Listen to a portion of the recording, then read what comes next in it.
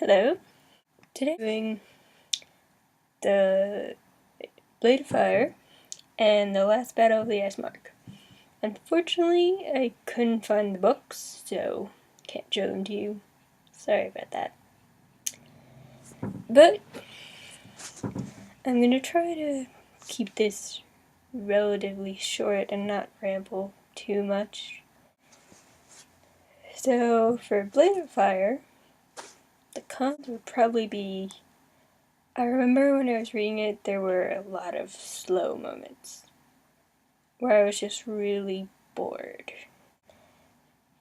And for the pros, the writing is just beautiful.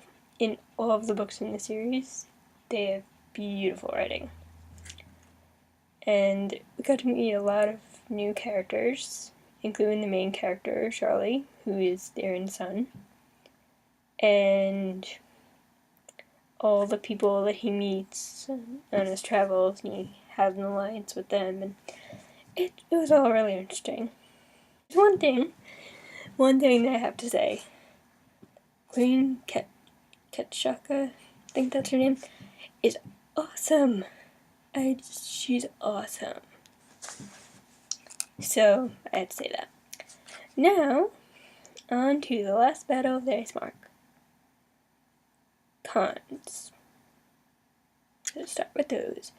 First, there was too much focus on the bad guys. Like, I understand that the author wanted us to know, oh, this is what they're planning, but I don't care what Medea is planning. I don't care what Kronos is planning. I don't care what Arnor is doing. I mean, that might just be a personal thing. I really don't care about the bad guys. Even if they're actually interesting characters, I don't care. There were some slow moments, not that many, but some moments that I thought were pretty slow. And now, on to the pros. Like I said for the other book, beautiful writing. This author just has a way of writing that's almost like it's poetry. It's beautiful.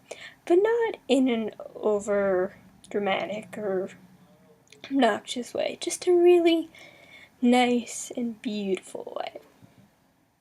Interesting characters, that's always a good thing in a book. And I really love all the characters.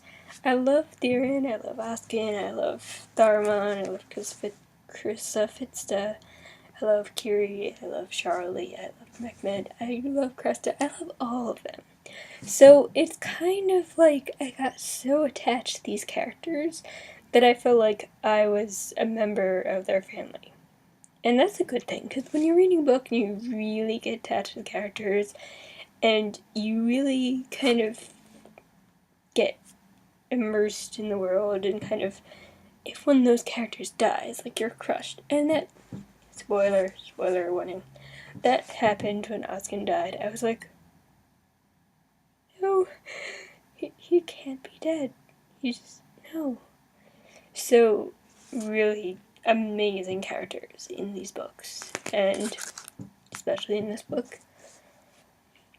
And the final pro is a mostly interesting plot. I mean, like I said, when they're focusing on the bad guys, I didn't really care.